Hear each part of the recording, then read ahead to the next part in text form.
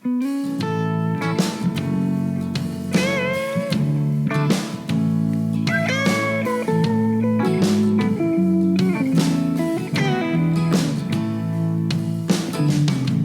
these Biloxi blues, it happens every night. And I ain't never met a riverboat dealer that could ever be a friend of mine. I have not. The summer heat never treats me kind, it leaves trouble on my mind. So I'm bidding farewell, putting in my notice, Sing and I'll right see here. you at another time. This highway does not know my name, and I don't care. Nope. No, I don't care. Headed my way for another place, and I got 3 good tires and a spare. Just a white line gypsy getting out of Mississippi with just enough gas to get there. Low budget live, not so live from the Low Budget Live Bar and Grill in a rainy old southern middle Tennessee.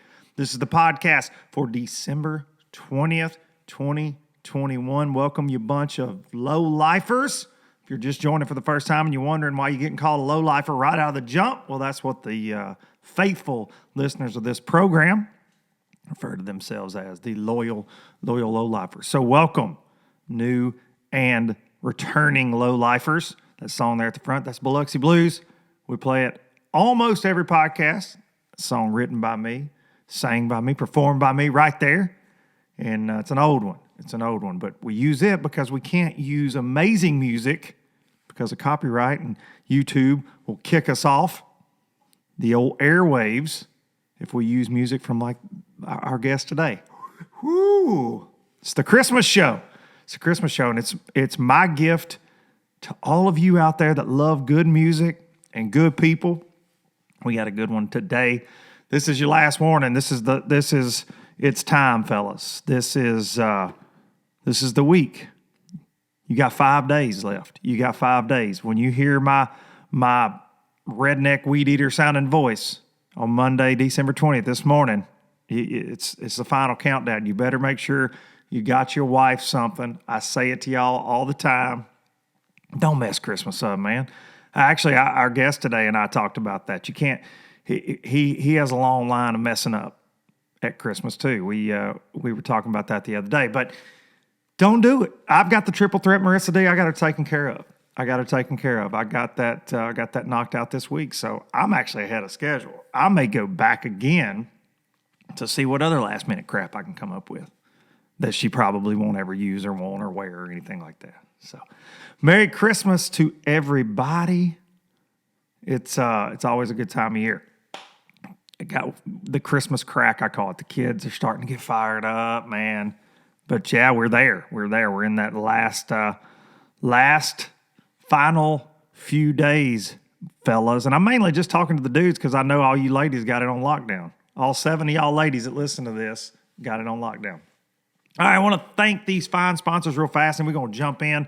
Got a couple things I want to hit on, and then we're going to talk to the man today. So first and foremost, so many of y'all been tagging me in your shaking your Startron videos. I always appreciate those. But Startron bringing you low budget live for 4 years and kicking ethanol in the teeth, in your bass boat, in your side-by-side, your weed eater. I had to use a leaf blower last weekend, unfortunately, and thank God for Startron because it just cranked right up because I was already ticked off to be out there having to use a leaf blower in December because the wind's blowing 900 miles an hour here every single day.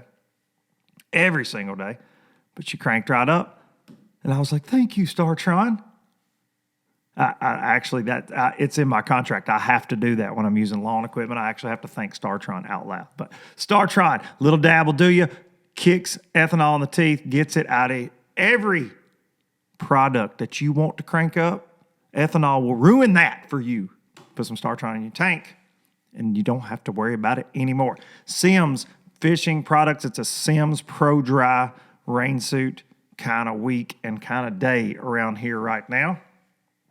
Here going into Christmas, it's warm and raining, so we've been rocking the Pro Dry Sims, bringing you all sorts of quality outdoor products, layering products, stuff to keep you warm, stuff to keep you dry, stuff to keep you cool when the sun's out. Hopefully we get to experience that in Florida in about a month, the Bassmaster Open. But Sims wants me to remind all of you low-lifers, you get one life, fish it well.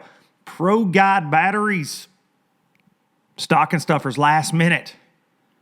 You want to buy that lithium from Pro Guide, that lithium 31 series 12 volt. It will hang from the mantle.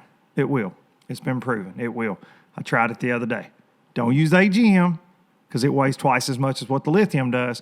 You can put the lithium in the stocking and you can put your 31 AGM just right there by the fireplace. Have Santa just set it right there. You can use code LBL10 at checkout for 10% off. And last but certainly not least, hang the banner. Express Boats, the official boat of Low Budget Live, the traveling circus.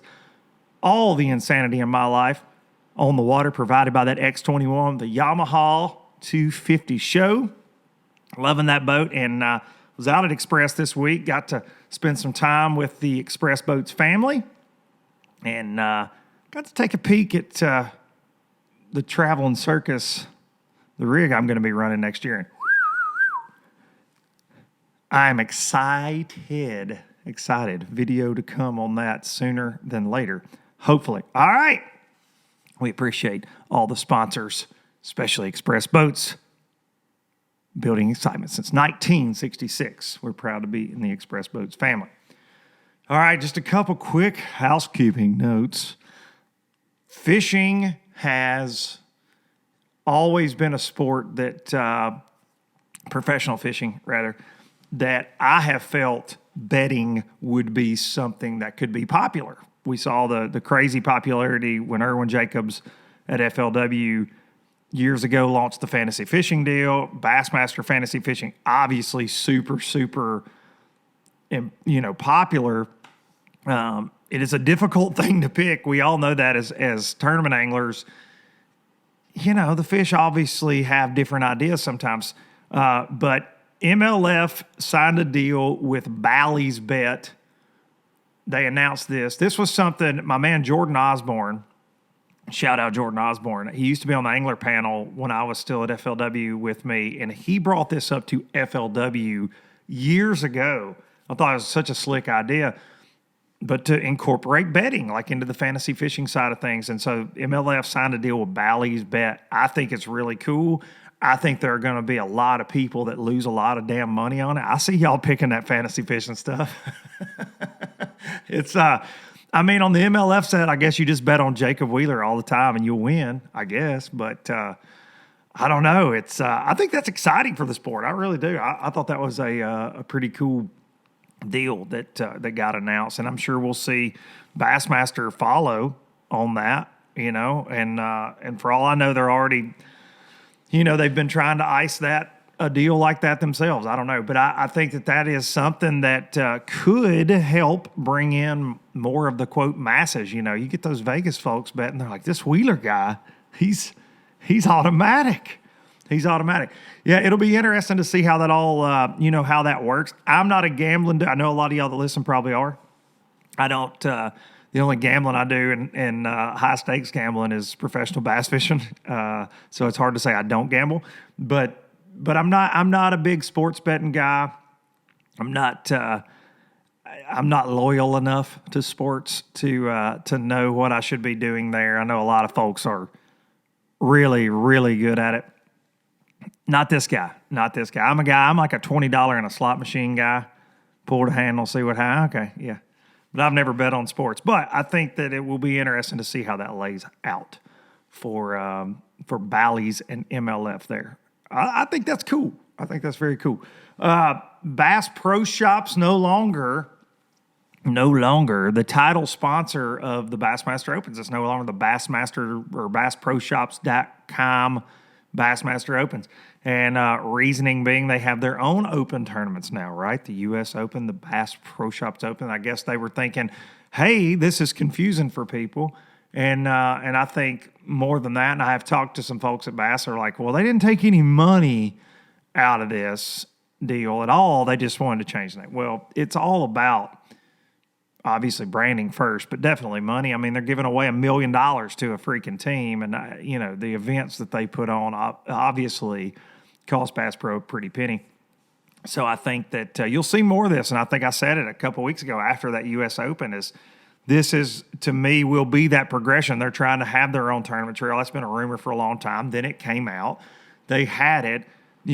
They certainly have enough money to support the industry, but as can be the case with that organization, I feel like, most of their funds will go to them to promote their brand. And look, you can't knock it. The involvement the participation was very good in those U.S. Open qualifiers, and then of course ultimately in the championship deal, the Johnny Morris World Cup Finals U.S. Open Super Tournament up there, where them boys won that $1 million. So I don't know. I'm just of course, Bass Pro Shop's the juggernaut of the entire industry, whether it's on the boating side or the just fishing retail side. It makes you wonder, and we've seen like lure companies do tournaments. It makes me think like, will we see more companies trying to have their own tournament deals instead of sponsoring tournaments, especially at that amateur team level? I don't know. It's an interesting proposition, and interesting to think about what could come from those kind of situations. Because as the industry does shrink, and you have like the Pure Fishings, corporate, they own so many brands, and then lose Strike King, and then you've got like a Bass Pro. It is shrinking down, so it does make sense when Johnny owns all the bass boat brands to just have his own tournaments. It's crazy, and then you got somebody like Lose Strike King. They could have a tournament trail, and maybe they already are. I don't know. I think they maybe have some Strike King owners, quote owners tournaments, but I don't know. I think that everything is changing. All my folks in the industry that I've been close with for so long, that's the topic every time you get on the phone with somebody. It's just how fast it is changing, and no more proof in the pudding than seeing that right there with the Bass Pro Shops. No longer, those weigh-ins, they were always kind of choreographed around those tournaments, were, in my opinion, scheduled to be close in a driving range distance from the boat ramp to a Bass Pro Shops for those final weigh-ins. So I'm sure that will ultimately change. And maybe I'm wrong. Maybe they'll still have them there. But I feel like that will change a little bit. So interesting news. St. Croix Rides, your new title sponsor. All right. I'm going to get our guests lined out here. This is a cool one for me for a lot of reasons. I like interviewing good people and guys that I can talk to and have a conversation with. This gentleman and I have talked a couple times, and on the phone here recently, and he's my kind of people. The other reason it would be very cool is he plays guitar for a band that I have loved for many years, and so many people have loved for many years. He's actually played guitar in two of my favorite bands, but they just made a really big announcement after a 3-year hiatus that they will be performing at Red Rocks out in Colorado for a reunion show. The internet went crazy over it. I take full credit for this reunion because Christine Fisher and I talked about it on here. Ladies and gentlemen, we're going to see if we can get him on the phone right now. Ryan Engelman from Turnpike Troubadours. Mr. Duncan, how are we? Hey, we are here. We're living the low life as always, and I appreciate you coming on. I gave it this big build-up. I'm like, this is like my Christmas gift to all you Turnpike fans out there. And then I really just figured you wouldn't answer the phone. And everybody that listens to the and everybody that listens to the show were fully expecting me to just fail on that. So thank you. Well, I appreciate you having me on, man. Yeah, man. Yeah. It's I said before, I like having great guests on that I can talk to. But you and I have had a couple conversations, and I said, but I like having just good folks on, man. And you us locked up a little bit there at my house. Hang on. Oh my gosh, you're killing me right now, software. I swear, Ryan. Cannot make I this was gonna up. mess with you. I swear, Messing with dude. me. I swear it just froze up and it's not recording. Oh my God. Ain't no worries. Check 1, 2. All right. I don't know what you heard or didn't hear. We got Ryan on the phone and my stuff just froze. So it shows it's recording again. We'll try this again. Gave a big intro for you there, man. And I said, I've enjoyed our conversation. So I appreciate you doing this. We're going to try it one more time. Fingers crossed. We need everybody in Oklahoma right now. If y'all could hear this, fingers crossed, so we can talk to Ryan. But dude, I think that it's so interesting. Something you said on the phone to me the other day, that fishing almost saved you a little bit in 2020. And that was kind of our connection. Brad Smith, a guide on Lake Fork, reached out and was like, dude, you got to talk to Ryan. He's absolutely a bass fishing nut. And obviously you guys got the big news of the reunion show. So the timing is perfect. So tell me about bass fishing, man, and just how you got bit by that bug. Well, yeah. No, timing is perfect. Man, I'm a big believer. I've got a good friend of mine, dear friend of mine that is constantly preaching that, you have to have purpose. And if you don't have purpose, you lose your way. And man, I was in a real spot where like that could have happened to me very easily. I've prefaced that a little bit with saying that, I've got my wife and my son who I have to be there for. Mm-hmm. And I, but also I have to take care of myself. And so, the way that I fell into bass fishing was, I grew up loving fishing. I just didn't have the outlet really. My dad wasn't much of an outdoorsman. So like I didn't have access to, I didn't have a boat. I didn't have, he didn't enjoy the outdoors. So I'd walk, around the neighborhood down to this creek, and I'd sit there and catch perch, for 6 hours straight in the summer times or whatever. And just was kind of fascinated with it. Long story short, I had a good long stint with the Troubadours, and we had to go on hiatus, and I was very fortunate to get a call shortly thereafter by Willie Braun, who invited me to play with Reckless, and I just thought that was the coolest thing. Yeah, of course. Yeah. I mean, those guys are legendary. They're as authentic as they can get, They've been doing it twice as long as I have, since they were kids. And so I spent a lot of time working on their material, which is, they've got a huge catalog, and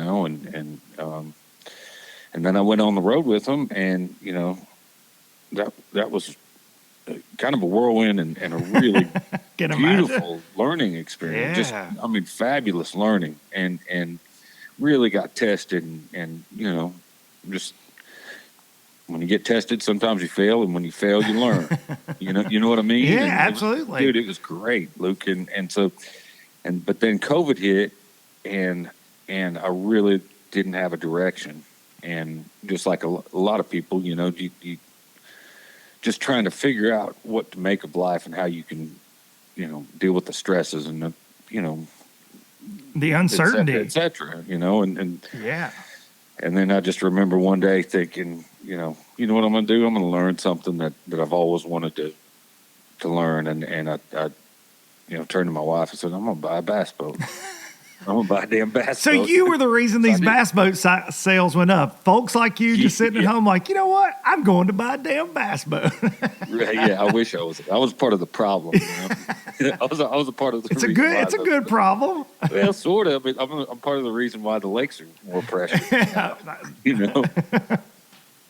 But no, that's what I did. I bought one and then I just started learning. And you said something the other night that I loved, man. You said you said the learning curve has kind of been advanced for me because you've got so many good teachers. You're like, I've surrounded myself by folks that have kind of helped me learn a little quicker than maybe I should. And talk about that, man. Who all have you kind of leaned on to say, hey, I want to go from just buying my first bass boat to all in with this bass fishing thing? Right, sure, man. So, so I bought that boat not knowing really exactly what I was getting into at all. I just figured that, like, if I had a boat, I could get to spots where I couldn't get off the bank. Yeah. You know what I mean? And it was going to be that easy. Like, it was going to be easier to catch fish and whatever. And found out very quickly that that's just not the case.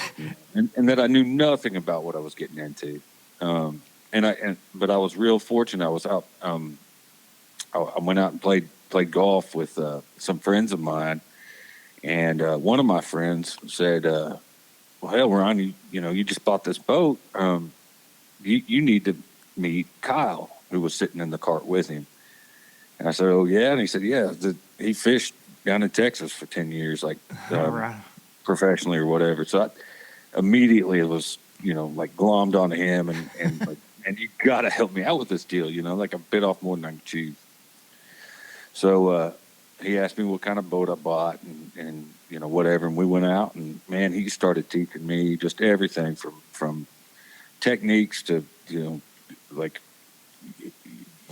lure select, or, whatever. Yeah. Bait selection and boat maintenance and how to do. I mean, I didn't know any. I was totally green. So I was very fortunate. And so then through him and sort of like that whole summer of 2019, I met Brad, and who's a great guy, great fisherman, and works down there on the East Texas lakes, and I think going to try to make a big run next year. So Yeah. and their buddy Tony, who's also just a great fisherman, a great guy, and I just kind of got into this group of people that knew what they were doing when I didn't.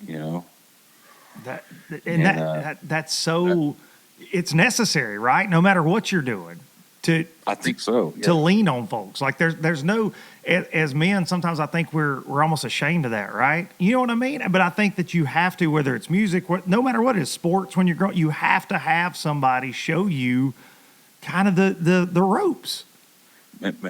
As much as I love the YouTube stuff, Yeah. and the people that run those deals, and you're like, but like what I figured out over time is that, like, what they're doing is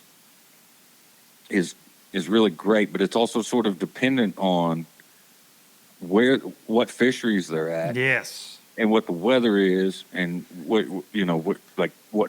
part of the country they're in. Right. Like, it's so much more intricate than I thought it was. So that summer I'd sit there and watch those YouTube videos late at night, and end up buying a bunch of stuff off a tackle warehouse, and it'd come in. I'd sit there and try it, and just thinking it was going to be the key that unlocked the door. And what I figured out is that, like, like through my friends, and then their ability to teach me and my ability to learn, I figured out that, like, there are ways that I like to fish and lures that I like to use that are like that I have a lot of confidence in. Yeah. And so then I started really loving the sport. And I think, man, I see so many folks when they first get in it, and this, I think this parallels music as well. It's that something's got to click for you that you like in it, or you got to have a little bit of success. I see it like trying to teach my son how to play guitar. You got to have that moment when you hit that G chord that it just rings for you. You're not muting any strings. You know what I mean? You've got to have that moment where you have progress. And I think fishing is that way. You've got to go get a bite. You've got to go, oh, okay, if I do this with this chatterbait, then it clicks for you. This is what I've got to be doing everywhere I go. And that's so important to want to keep pursuing it, right? To stay after it. I think that's awesome. So you Absolutely. said your favorite lures. I've got a really cliche question, but I got to ask. So what are your top three? What are the Ryan Engelman Turnpike Troubadour specials. I think the process of learning is still, in effect or whatever. But like, I absolutely, my favorite thing to throw ever in most every situation is a jig. Okay, yeah, my man. All right. I mean, I love it. I'll drag it, I'll hop it, I'll do what, I'll skip it, I'll do anything to get that bite so I can just whack them in the face. There's a lot to be said for slackline. That's what my favorite thing, slacklining one on a jig. Yes. I fish it probably too much. We are, whenever we do get in a boat together one of these days, we're going to get along fine because I'm an old jig dragger. That's what I like to do. Nothing wrong with it. It is my favorite thing. And I've been, that's probably my number one deal. Yeah. I love, probably second to that, probably swimming like a flashy swimmer with like a Reaction Innovations, like skinny dipper on there. I've had a lot of success with that. Of course, it's starting to get maybe into a little too cold for that. Yeah. This time of year, it kind of died. You throwing that around some vegetation or something on some of the lakes? I like to throw that thing over the top of some grass. Yes. Yeah. Yep. And yeah, we don't have a lot of grass around here, unfortunately. Y'all got too much rock. Man, we got rock, but a lot of mud. Yeah. There's a lot of mud around here. But like my home lake it's a mud hole, but where there is structure, there's fish. And that's kind of it's once I figured that out, then it like sort of opened my eyes to like, okay, this is a great fishery, but it's different than than a lot of lakes, at least a lot of lakes that I was seeing people fish, like on like the MLF stuff or whatever, it just seemed like it was different because it's just a spot specific lake, For sure. You can't go and fish the grass line down a bank. There's not grass. That's right. Well, and living in Oklahoma, and I know you said you ventured down like Lake Fork and all that. Like Fork is a different animal than a ton of fisheries that are close to your house. So it is that learning curve comes in where you're learning how to adapt maybe what you do learn at Lake Fork, but it's not going to be spot on where you can reciprocate it on some lake in outside of Tulsa or Oklahoma City. Yeah. No, that's don't happen. Right. Yeah, no, and that's part of the cool thing, especially knowing Kyle and Brad and Tony and all those guys in East Texas is like, man, those like, it's like Fork and Perky and like Martin Creek and all that. There's so much different than what is around me that I get engaged in the learning process. Which is the deal, man. That's it again. It's back to like having a purpose and like engaging your mind in something so that you don't falter and end up in a bad mental place in life, No so doubt, man. So going down there and like that, man, I went down there a couple months ago and Brad was guiding a little bit, so I had to go out on my own, and I'm a little fearful of Fork. It's a monster. And he showed me some spots and whatever, but like, I can drive my boat on Thunderbird, which is my home lake, I guess is what you call it, and there is not a single worry of me hitting something. I mean, it's a mud hole, Yeah. You go out there and it's like I'm trying to figure out where the next buoy is so I don't wreck the boat on a stump I can't, and hurt myself, hurt the boat or whatever, So he's guiding, and I go out to Perky, and it's like all grass. I don't know if he ever fished it before, but it's I've never fished it. It is it's a smaller lake. It's a power plant lake, and it's got great fish in it, and it's totally different. Like there's just I'm not accustomed to fishing grass. I hear about it all the time. There's just not a lot of it around here. And so I'm out there fishing, and I'm fishing the banks. I'm fishing on top of this grass. It's like, 30 feet, 50 feet from the bank or whatever. And I caught a few, starting to get kind of excited. Next day I go out there, whatever, call Brad. It's like, man, like I see all these people way off the bank. Like 150 yards off the bank. What am I doing? Like, because I feel kind of stupid out there. I'm still trying to, learn, and I'm new to it and whatever. And what are these people doing, or how do I fish this deal? And he said, well, you go out to the edge of the grass line, and you're going to drag something off of it, drop shot or whatever it is. And as soon as it hits the edge of that grass line, you're just going to let it fall. Okay, well, I guess I'll try that. So I go out there and find the grass line. It's in 22 and a half feet of depth. It's where it stops. And the grass comes up to about 7.5 feet. So that's 15 foot or whatever it is worth of grass coming up, and then whatever. So I get out there and, start casting at it and dragging it and whatever, but it's like, and catching, starting to catch fish, starting to learn and starting to get, man, anyway, that's what since COVID, that's what I've been trying to accomplish. And man, I think when you say having a purpose and you guys, more than anybody, everybody's lives changed immediately in March of 2020. The world, as we know it, will probably never be anywhere like we were used to it. But touring musicians, especially, man, you guys, and you had already had a lot of shakeup in life, man. I mean, we talked the Reckless gig. That's an incredible opportunity. But like Turnpike, you guys were rolling, and then you guys come to a halt. So I know for you, man, I know how it would have been for me.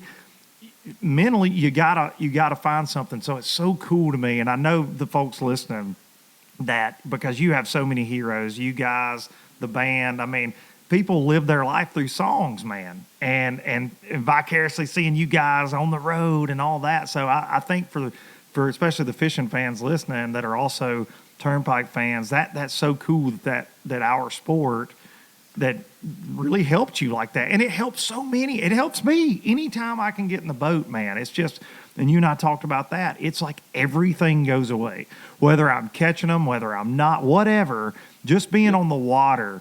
There was a John Hyatt song years ago. My dad was a big John Hyatt guy when I was growing up, and it kind of led me to my love of songwriting, honestly, is listening to guys like Hyatt. And he used to just shove John Hyatt, Jackson Brown, those kind of guys. But he had a song called The River Knows Your Name when I was a kid, man. And it basically talks about that. Like, that's where you are home. It's when you're on the water and or being right beside it. And it's always been that way for me. It's been a calming. It's been now in the tournament world, and I think we talked about this too, in the tournament world, it's a little different. It's not as calm and relaxing sometimes because you're against the clock and obviously paying entry fees and you're missing home, but it does just make everything okay though, man, being on the water. So that's so cool to hear. And I'm proud you're a bass fisherman of all things, dude, because I don't know, we got a small world, and I think the more folks like you, and we got, I think you and I mentioned this other, like guys like Billy Strings, he's out there waving the flag for bass fishing. Like, how cool is that you guys are mainstream musicians? Because we like to think in the bass fishing world that we're huge, but we're not. We're not. We're a blip on the radar. So we're glad to have you in the family, son. Well, hell, I think I really believe that if more people knew what you get out of it, that it would be a lot bigger. And maybe, there's some people that don't want it to be bigger, and including myself. Maybe it's like, no, I want this for me. Like, I don't want 100 boats out on the lake. I get it. I want to, but at the same time, what I've gotten out of the deal has far exceeded the excessive amount of money I've had to spend on it. You know what I mean? Like, hey, do you need me to edit that out so your wife doesn't hear, or does she know? She's fully aware. She's great. No, she's like, you're going back on the damn road anytime soon, Ryan. We're going to need you to get that telly back out and get the hell out of this bass boat. She's been great. She knows that's exactly awesome. what it is. Yeah, that's great. But it's just, and she finds her own the same kind of peace and like from what she does. So it's like she understands it. And but man, what I've gotten out of it, there's no, I mean, money is like it doesn't, doesn't enter into the equation, because it really has saved me from some tougher times than they even could have been. That's hey, you can't. That's incredible, man. And fishing is that way for so many people. You can't see me right now, but a gigantic stink bug just landed on my microphones. It was hilarious. Right during a very sentimental moment, when you were making an awesome point that fishing helped really, keep you from going down. So many people, man, I think the divorce rate was up during COVID. I know alcohol sales were down through the. Listen, my wife and I, full disclosure, I call my wife the triple threat here on LBL, but Marissa D, everybody that listens has met her a time or two on here. But dude, she's a school teacher, so teaches at a college, and so she's home every day, and she's technologically challenged. She hates it more so than me. And we're both here 365 days, right? Like and the kids are here. Yep. It was a very tense situation for a lot of people. So finding an outlet was so huge. So switching gears, we go from that to now you may be leaving that bass boat at home a little more in the future. We've got this big show announcement, and obviously, man, the online Turnpike Troubadour fans community, whatever you want to call it, it's been crazy, man. And I was reading yesterday those Red Rock shows, they're already just, you can forget getting tickets. Yes. How pumped are you to be going back to work? That's a complicated question, to be honest with you. I understand. It really is.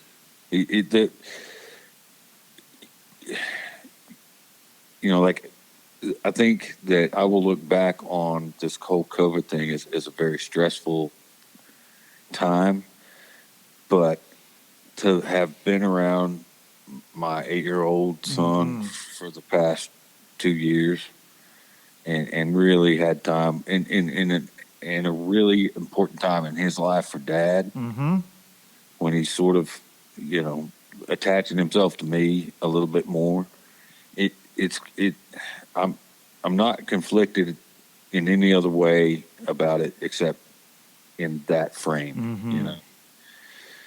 As far as the band goes, man, I couldn't be happier with where we're at and where because of where we come from. Yeah, like it's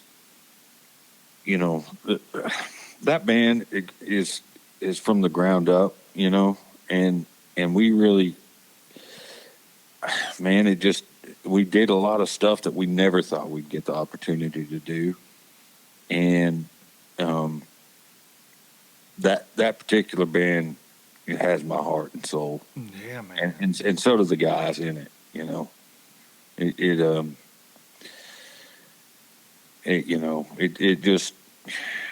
it just means I would put up what it means to me against what it means to everybody else. You know what I mean? Like I love that band just as much as any fan we've ever had, or as much as they do, and as much as the rest of the guys in the band.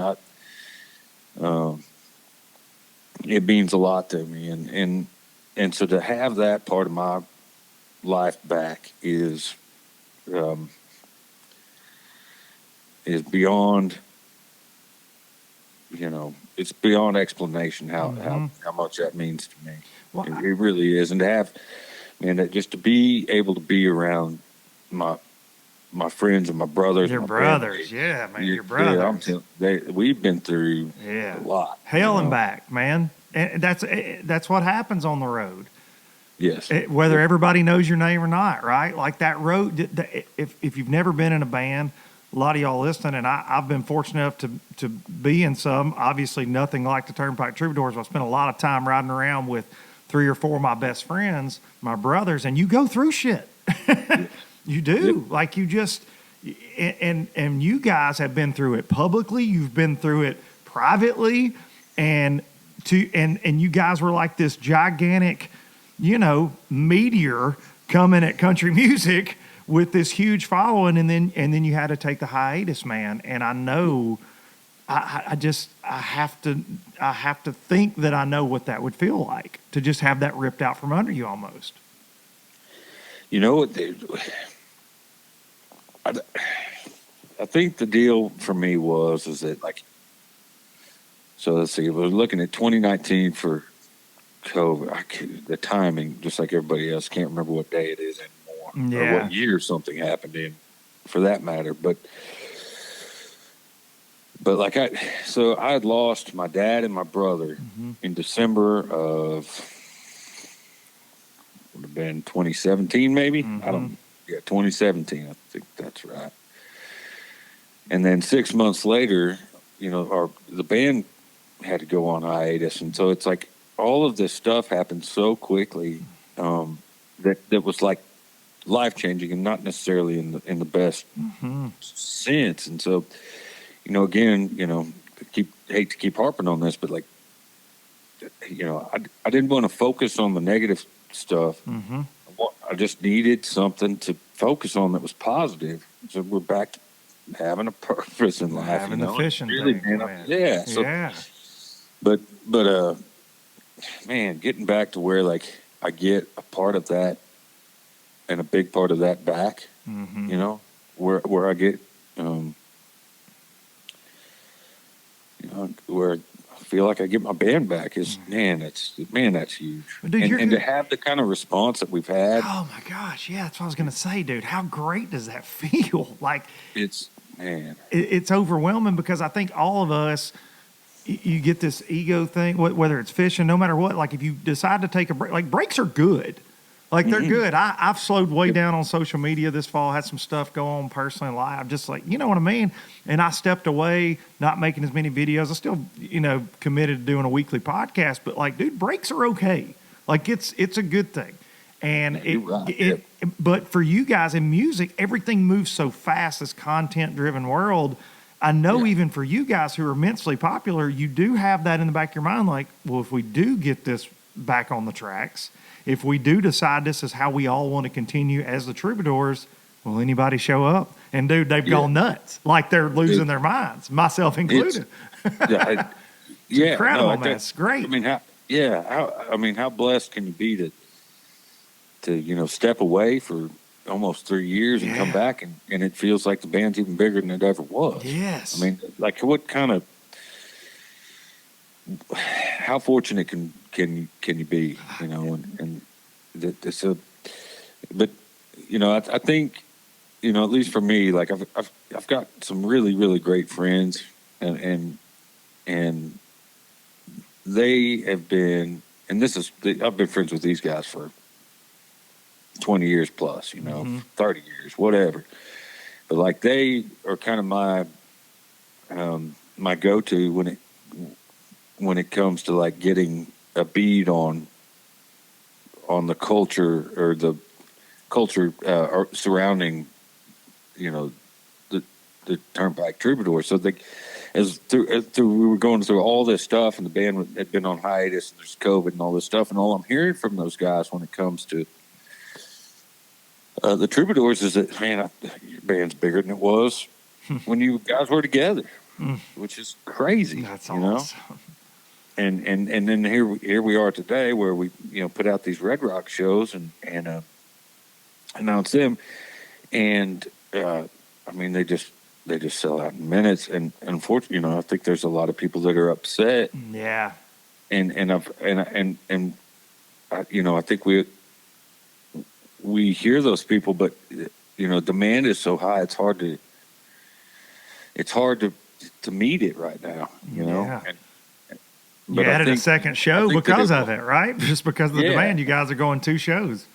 Yes, and Unfortunately, I don't think that's going to meet the demand either. But You may have But, to you do, know- you guys may have to do like 6 in one day. Just, hey, God, or 4-hour yeah. gigs. Let the crowds alternate at some point. I don't know. Go back to the bar gig days.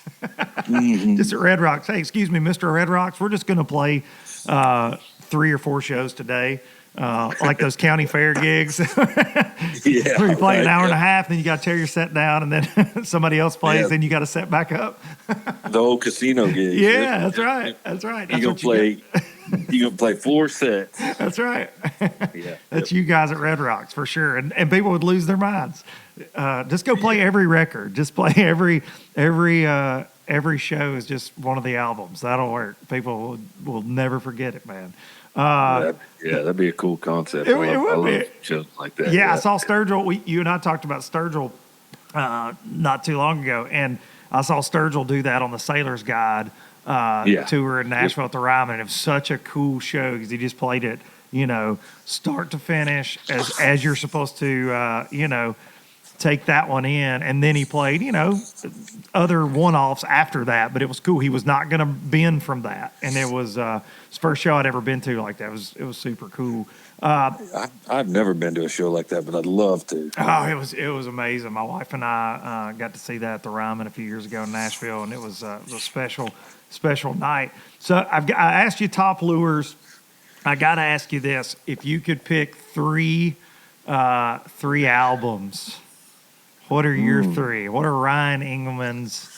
Like, okay, these are, and dude, you're probably like me. I'm super ADD about everything, obviously, but when it comes to music, I'm like, I change, I've always got my fallbacks. Like you guys are always going to be on shuffle, reckless, always. But I move a lot of things in and out too, right? So that my top 3 change constantly, I feel like. But what are those just like, you know what? You're never getting these out of my hands. Man, that's a tough question. It's loaded as hell. I'm sorry. No, I'll give you a few, and I'll reserve the right to change it at any point. Yes, I'm with that. I'm with that. Man, one of my all-time favorite records for sure. I mean, I go in and out from month to month, but I always come back to certain records. Yep. And I love finding those records. I think that's like, I hate the idea of people going to like just releasing singles. Yes, it drives me nuts.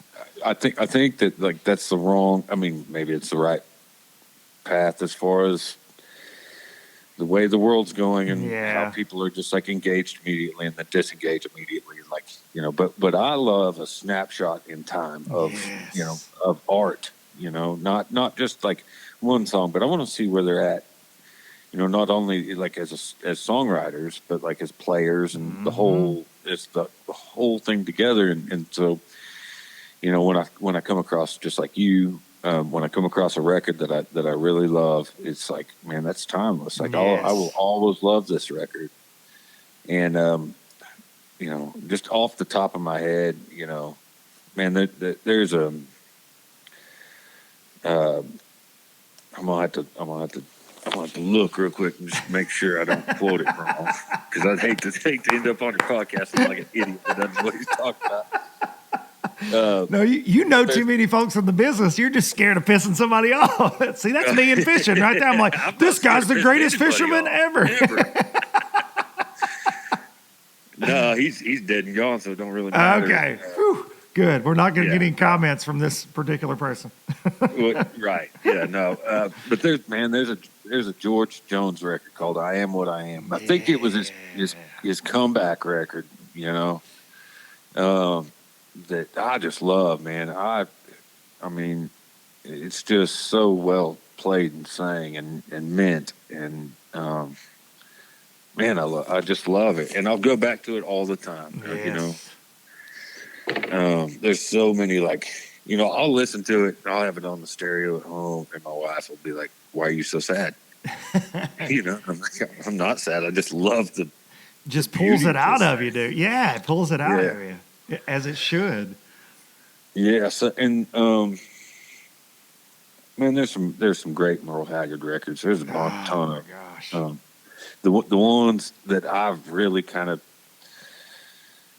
adhere to are the ones where Red Volkert's on, and he was kind of the guy that came in on. I think they did the Live at Billy Bob's, the Motorcycle Cowboy record first, but then he did the Blaze Foley record that was like his comeback record. I think is what I was told. And I don't, hell, I'm there are people that are more adept at the history of this stuff, but the If I Could Only Fly record, and he played some just great guitar on it.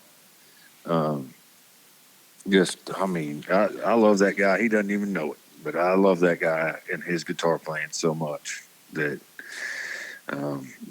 just because it's so much different than what everybody seems to be doing. You're like, there's really Brent Mason and Brad Paisley and these like huge like guitar names. Yep. But neither one of those guys, as great as they are, sound like Red, who sounds different than everybody else. Yep. And I'm always attracted to that kind of thing. Yeah. And Mason and Paisley do their thing. Like they're so great. and you can pick it out, right? Like immediately. Like you can be like, oh yeah, that's Mason.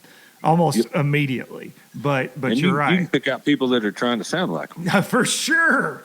For sure. Hell, you can even buy your Brent Mason hot wired pedal to make you sound. Yeah. The overdrive pedal, just to sound just like, and I bought one of those and didn't sound anything like him. Nobody was surprised. Nobody was surprised. Hey, I've been down that road, buddy. Trust me, man, that guy's a monster. But I get that when somebody takes the exact same, whether it's a guitar type, we get used to this certain telly sound, I feel like, from so many people. And when somebody can make that just sound a little different, it is a beautiful thing, man, and it does draw you in. I would say that about everybody plays the slide, right? There's so many slide players, but I'm like that and people are going to say, well, yeah, of course you are. This is an easy answer, but like Derek Trucks, what he does with a slide is just not human. It's just and you not. know it when you hear it. Yeah, you know it's him. Absolutely, man. And it's like listening to those old Allman Brothers records with Dwayne. I mean, you could spot Dwayne like when he played on the Derek and the Domino stuff. I mean, you could just hear it was Dwayne, but that's how it is with Derek, man. It's just like it just slaps you right in the face if he's sitting in with somebody, whatever. But it's so cool how music does that, man, and in particular musicians, how they can stand out. Yeah, and that's the. I think that's the best part of the art of it all. Yes. Is the voice, and not everybody has the kind of talent for singing songwriting that say like Evan Felker does. Yeah. Yeah, man. But like you can see the beauty in the people. Like I think what I'm trying to say is like the singing and the songwriting and the like storytelling and the like point making, all that stuff is like front and center as it should be. Yep. And it's like when it's good, and when it's great, it's great. And when it's bad, it's pretty bad, and everybody, but like there's beauty in the instrumentation too. Yes. And that's really, I'm really bad about listening to a song and hearing it. I might hear it 20 times and I couldn't tell you what the song was about at all. But I can tell you, what I think about the playing. Yeah. And I can tell you whether it's, I think it's a good song or not. It's just a matter of opinion. But, as far as storytelling and stuff, that's just not my... That's why I had that on my notes to ask you. Are you a lyrics guy? Because you play, No. You play these hot freaking telly licks on these songs. And you're right. Felker is that guy. Your band is... and I wanted to ask you another thing about like the songwriting process with you guys, but... He is this storyteller. That's what he is. And you have these singer-songwriter-esque lyrics with this big-ass band. That's what makes the Troubadours so cool. But I wanted to ask you that. So you answered that for me there. So you're like every other lead player that I know. That's probably right. Where they're like, Oh yeah, I've got a fiddler that's played with me forever. Is one of my best friends, Shannon Wheeler. Shout out Shannon. And Shannon will be like, "Man, I didn't even hear what that damn song said, but did you hear that fiddle lick?" And I'll be like, "Did you hear those? Did you like Good Lord?" I played him Good Lord Glory. He had never heard the Troubadours a few years ago, and I'm like, "Hey, check this out," because lyrically that's one of my and it's one of everybody's favorites. But I'm like, he's like, "Dude, I just like the fiddle." Yeah. I'm like, freaking seriously? Listen to the story. It's amazing. He's like, yeah, I'm good. It's weird how that works. It man. is, man. Yeah. It's just something about, But that's what's special about music, though, right? Everybody finds what gets them moving or motivated, whatever the case is. I'm a lyrics guy. I don't mind being sad. I'm cool with it. Put on a John Moreland album. I'm good. Give me a whiskey. Yeah. Let's go. I'm not afraid to get in the feels. I love it. I absolutely love it. There's so much that, but man, kind of back to like records that are great. I think the great records are the ones where like you may listen to them for 10 years, and then on that 10th year, you notice something that you never noticed before. Yes. Especially like, I don't know how like a listener that isn't a musician like hears it, but like I'll hear things that are just like, that just pop out of like, man, I've been listening to this song 100 times, 200, 1,000 times, whatever. It's like I never noticed that thing, and that is really neat. What that person chose to do at the time. So yeah, I find I hear production things different when I listen to something for a long time, or I'll hear a harmony part that I didn't catch. Like so, you're like, oh crap, that was so and so saying that. I've never noticed how he sang that, or how somebody emphasizes a lyric, or I don't know, or a line that you don't catch. Like some of my favorite songs, like I'm a Prine nut, and after John passed away last year, I just went on this crazy Prine binge at the house. And it's funny, like even in those famous songs, the lines you missed over the years, when you really dig in, that you're like, this was more brilliant than the damn hook. You know what I mean? That's what makes a great songwriter, man. It's like it's the intricacies and the subtleties and stuff. And like, I get that with Evan all the time. I feel like he's got so much of that stuff going on, and just and it's like they're not my songs, so I can be a fan. You know what I mean? Like it allows me to like to really just like sort of like look at it like everybody else looks at it. Yeah. Like I am a fan of his songs just because of those kind of reasons, where it's like, man, the story's great, and it's something that is maybe different and nobody's ever really like written about. He's always looking for real life, examples and like things that his people have gone through and real things, not it's Friday night, I'm gonna go sit on the back of my truck and drink a beer and smoke a joint. It's not that shit. This is like things that real people have been through, and that's art. And then recurring characters, you know what I mean? Yeah. Just like it's incredible, the storytelling ability the guy's got. Absolutely, and I think that again, it's I get to be a fan just like everybody else. So cool, man. The only difference is that I get to create art with him, and that's it's one of the reasons why it's one of my favorite bands. No doubt. I'm in it. What is your favorite lick to play in the Troubadours? What's yours when you see it on the set, when you guys decide a set, and like when you're putting together this, what I'm sure will be epic Red Rocks 2 nights? What do you get geeked up when you're like, all right, we doing this one tonight? I'll tell you the song I get geeked up about is the House Fire. Yes. I love the story. He wrote it about people that he knew that had 3 houses burned down. Jeez. And I just think it's a greatly, like musically, it's to me it's really great. Yeah. Like the arrangement's great, and like lyrically, it's all there for me now. But I will say that like my favorite songs are the ones where I don't have to play that much. because then I get to look out at the crowd, and take it in. And I don't have to have any anxiety about playing a big fast solo or Like, crap. 7 and 7, where it's all you, baby. Especially in the beginning.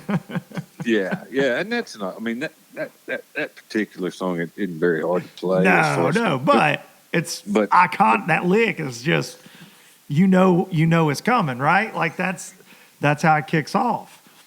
Man, that's the deal about guitar playing. And I've given some lessons to some people over COVID and stuff, and that's what I've tried to emphasize. Is that, man, it's not playing licks. It's not playing as fast as you can. It's not any of that stuff, and it's a hard lesson to learn. And I try to learn it more and more as time goes on. But it's about giving the song a theme, where when you hear that song come on, you know exactly what song that is.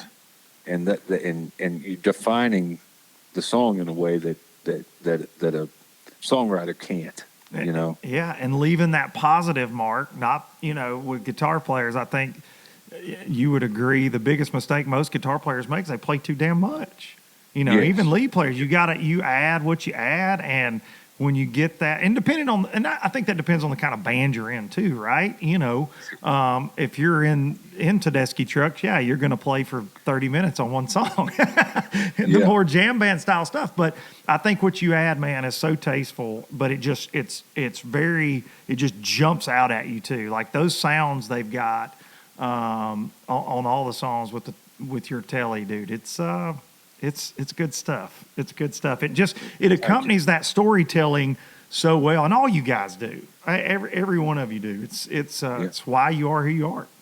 Well, I think we've been after individually and as a group something for a long time, and I again, just like fishing, it ain't no different. Like I'm still working on it. I'm still working on being more tasteful and figuring it out. There was a time when I was younger, and I'm pretty young still. Leave that out there. We're not in our 40s, ladies and gentlemen. No. We're still young, damn it. But there was a time where it was like, I really wanted to show out. I really wanted to prove something. And man, all I want to prove now is that I can accompany somebody better than I used to could, or I can be more tasteful. I can play less. I can play, and when you play less, everything that you play means more, and that's the deal. So, but I think as a unit, like everybody's sort of working towards the same thing, or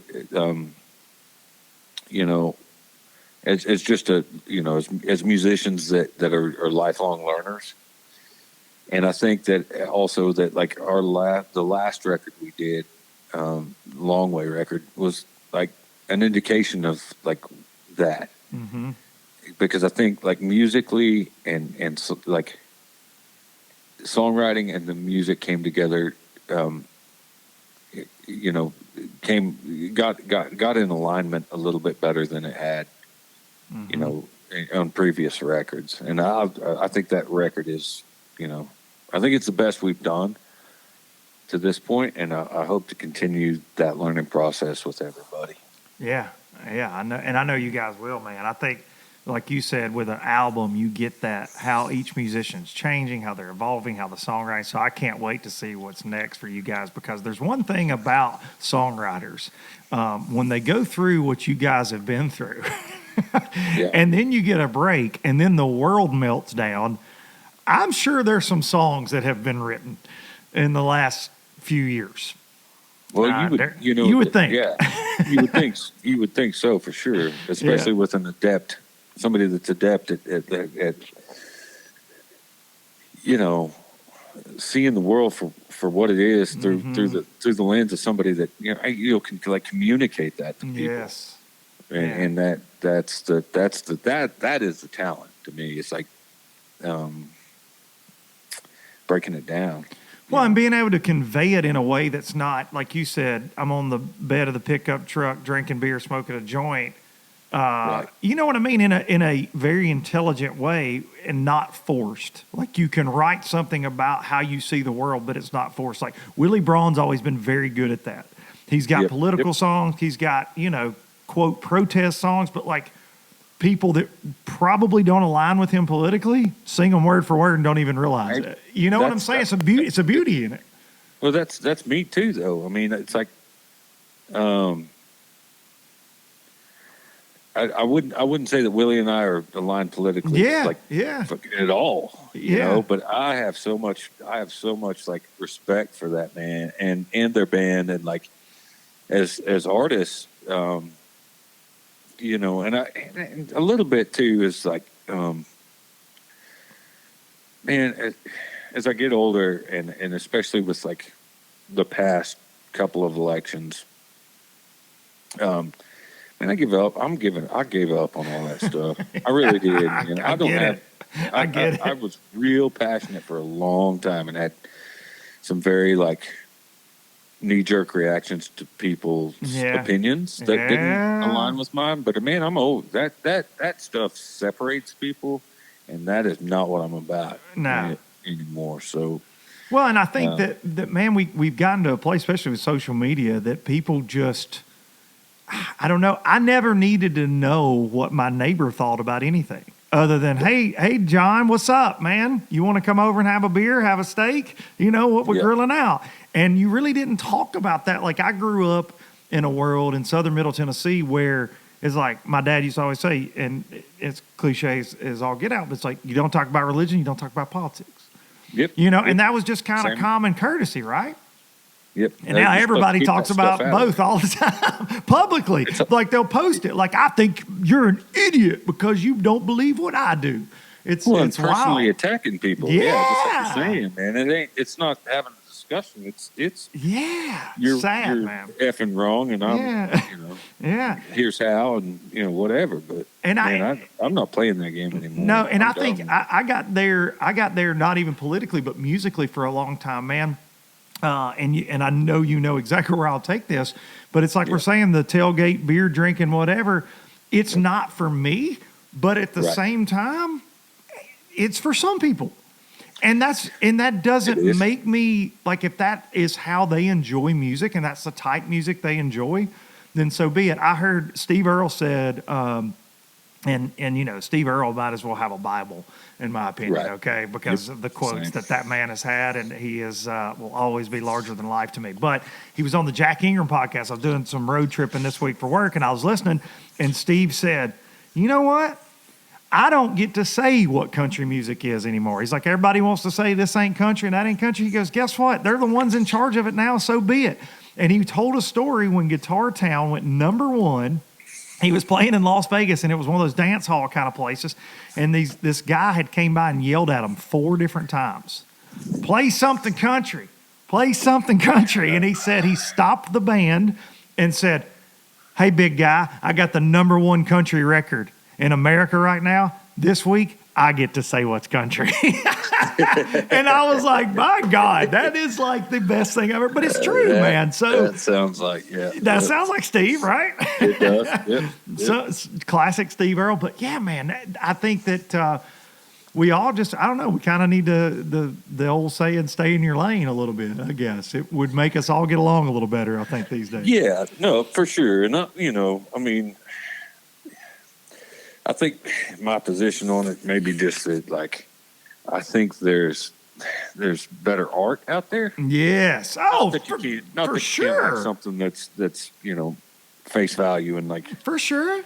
A little bit more surface based, but because there's value in that too. But I do believe that there's like art out there with a deeper meaning, and I'm not saying that the troubadours are the thing, like that we somehow, whatever. We just are what we are. But I'm a huge Slayer fan. Yeah, I was going to ask what would surprise the fans. Okay, so Slayer it is. Oh my God, I High on Fire and Slayer, and like I love raw, authentic art, and on any platform, and I just I'm sure there's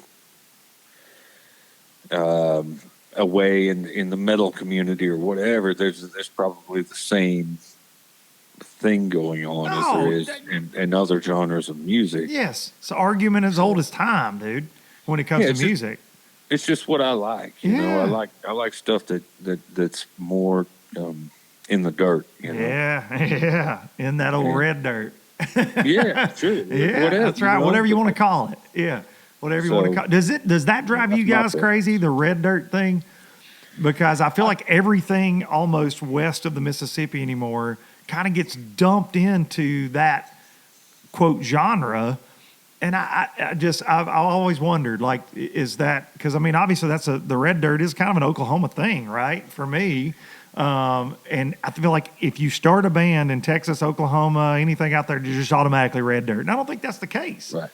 Yeah. No, it's not. And I think that so our bass player RC, RC's, and he may have stole it. I don't know, but I'm gonna give him credit because I love him. His whole deal on it is, red dirt is not a genre; it is a location.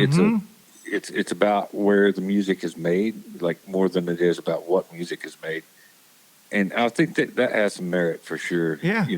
There is like you've got Boland and you've got Ragweed and you've got McClure and you've got Fulbright and you've got all these guys. And I'm not trying to leave anybody out. So if I do, forgive me. I'm not trying to. That but happens weekly on this podcast. When you start naming people, you just know. begging for trouble. I shouldn't name It's it. okay, though. But yeah, no, but you've got all these. I mean, them and others. You got these guys that are Oklahoma guys that are all probably under one umbrella somehow. That is red dirt. And then you've got all these great Texas bands too, and there's this sort of line in the sand a little bit. And there kind of isn't because it's kind of blurred, but like it is like there's this Texas country and then there's these Oklahoma bands, and they're all good. It doesn't matter, call it whatever you want. It don't matter. As long as you're listening, as long as you're showing up, as long as it's good, as long as it's good, call it whatever. Yeah. well made. Yeah. I hate when somebody is writing songs in particular, like when people are like, "Oh, you're country." I'm like, "No, I'm just whatever. I'm whatever it is." Like if it comes out like, Listen, I'm a '90s grunge rock kid and a '90s country kid, and I love Haggard and I love the Allman Brothers, and you know what I mean. So I'm like, call it whatever you want to call it, but I'll also be listening to the Outcast later today. You know what I mean? Absolutely. Like, no, 100%. That's my brain right there. So I'll be stealing stuff from whatever corner I can find to steal exactly it from. right. I love the Queens of the Stone Age. If I can rip something off of that, I'm going to do it. Yes. Because I think there's somebody that like that whole band is just so amazing to me. Especially like you look up like their old, like when they toured Europe for their first run to Europe, and it's like smaller shows and like whatever. And I don't know. They just get I love that band. No, they're fantastic. Yeah, and so yeah, I mean it's just good art is good art. Period. That's right. And the end user gets to decide how they approach it. If they like guitar licks, we're okay with it, and if they like words, we're okay with it too, right? Sure. as long as you're listening. Music's for everybody. Well, dude, I can't thank you enough for coming on and spending this much time with us. I took credit, and this is before I got to know you a little bit. I took credit for the Troubadours reunion, so I want to go ahead and say that. I'm glad I got somebody to blame. Yeah, you got me. So the little fishing podcast here, I had a guest on, a friend of mine, Christine Fisher, who is a badass tournament kayak angler. She just won their big championship, Tournament of Champions, won $35,000. And she kicks a lot of ass, takes a lot of names, but she wears a Turnpike Troubadours hat a lot. And it's something that she and I always talk about. She's a gigantic Troubadours fan, and I had her on the week that you guys, like the teaser picture went up, the new band pick. And we started the interview with, "Hey, congrats on your tournament, but more importantly, Turnpike, are they getting back together?" So the announcement, by the time the episode uploads, you guys have made the Red Rocks announcement, and I made a post on my Instagram story that says, "You're welcome." You're welcome, ladies and gentlemen. If you pay attention to the podcast, you're welcome. I have zero connection to Turnpike Troubadours, but I made this happen. So thank you for coming on and solidifying. Yeah, thank you for solidifying that I'm in charge of the reunion. All you fans can you can Venmo me Christmas gifts of appreciation that these boys are dusting the strings off and fixing to get back after it. Be careful if it all falls apart, because you'll be to blame too. You know what? There's something beautiful in that too, though. There's something. There's some beauty in that, man.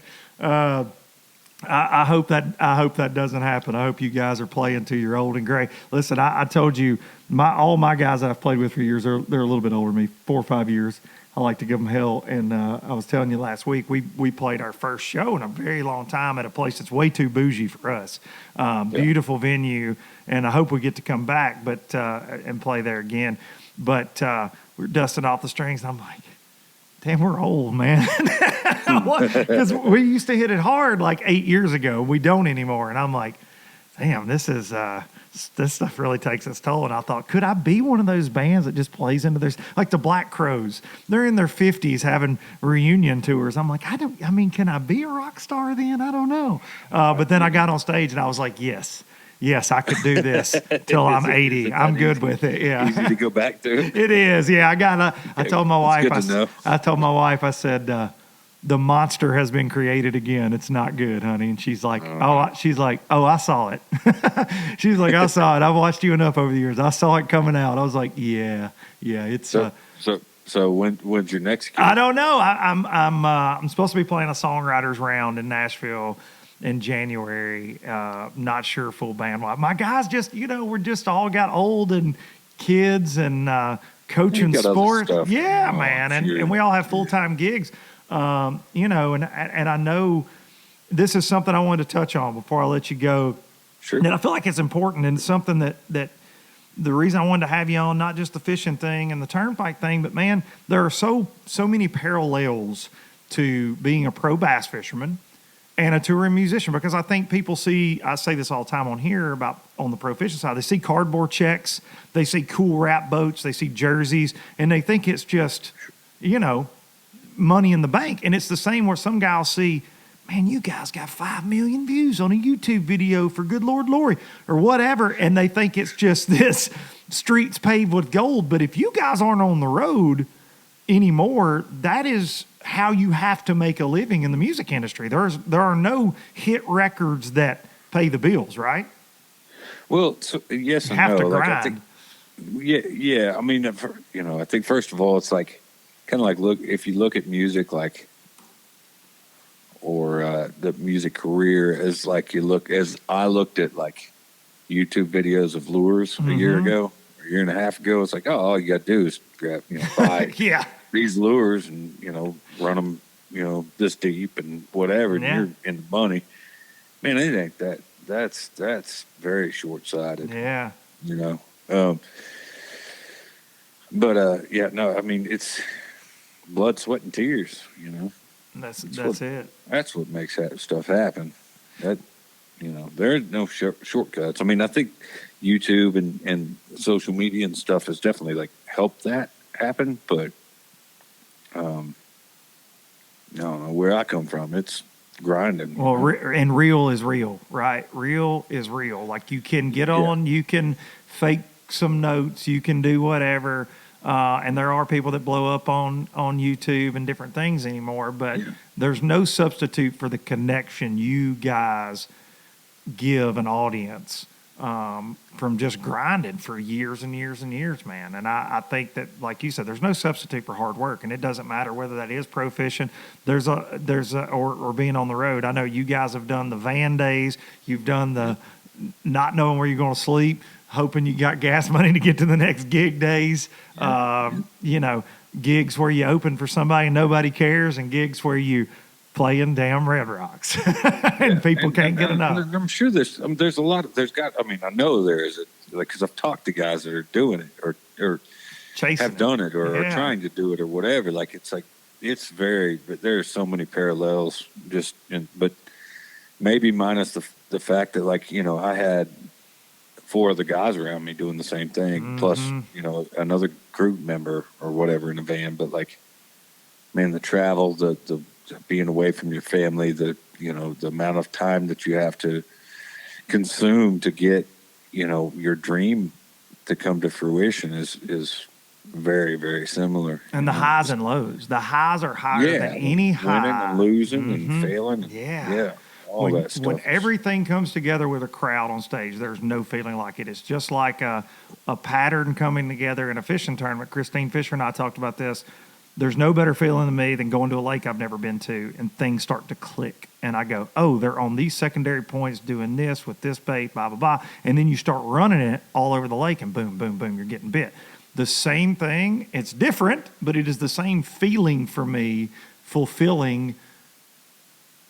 And when everything clicks on stage, but you also have the other end of that spectrum where you're getting your teeth kicked in by the fish, by the other competitors, or 9 people show up to a damn gig. I don't think you guys have that problem anymore, but you've been there. But everybody has. Yeah, you've been there, man. No, we've been cussed by bar owners that paid us X amount of money that nobody showed up, and we failed for a bunch, a ton. Yeah. And I mean, that's how you learn. That's how you learn. That's how you get better. It's how you get better, and makes you, the guys that survive it, the guys that stick with it, are the ones that should end up on top. And Ryan Engelman and the Turnpike Troubadours, you guys are you're way up there, buddy. I appreciate the hell out of you, man. I appreciate you having me on, man. I think it's such a great opportunity to, like, for something that really has saved me in the past 2 years, to, like, sort of be a part of your podcast the community, man. I feel very attached to even though I know nothing about it, but to that community. Yeah. And I really want to be a part of it because it means a lot to me, like, not just because I love fishing, but because, man, it saved me from a lot of strife, And I've got a huge respect for it, and the people that do it, and the people that love it just as much as anybody loves music. Same deal. Like, they love it to the point they create tackle companies, or they create podcasts, or they go out there and they do it professionally, or they just want to be a part of it. We're all obsessed, man. We're all obsessed with whatever we get into in life. I've been fortunate that for me, it's been a lot of fun because it's been music and fishing since I was a kid, man. Man, you got it made. You checked a couple of boxes right. I definitely, I like to think that I did. And when I go out one of these days, I feel like I have been around great folks that share the same love. Like you said, you're a part of the community now, man. Like this bass fishing world, you'll find you guys have so many fans in it that knowing that Ryan loves bass fishing and it saved him. Man, it's such a cool story, and I'm honored to be able to tell it right here on Low Budget Live. And I have to get recorded evidence. I say this to people all the time on here. We're going to do some fishing this spring. Details to be announced later, but it's happening. We're going to catch a smallmouth bass at some point. You say when. We're doing it. Let me ask my wife. Yeah. We'll be there. Tell her you don't even have to bring the boat. I'll bring the goods, and we'll go smash on them, man. Yeah. I look forward to that. I do too. All right, Ryan. You guys have a Merry Christmas, man, and I will talk to you very soon. All right. Thank you, Luke. Thanks, Merry Ryan. Christmas. Ryan Engelman, Turnpike Troubadours. What a killer dude.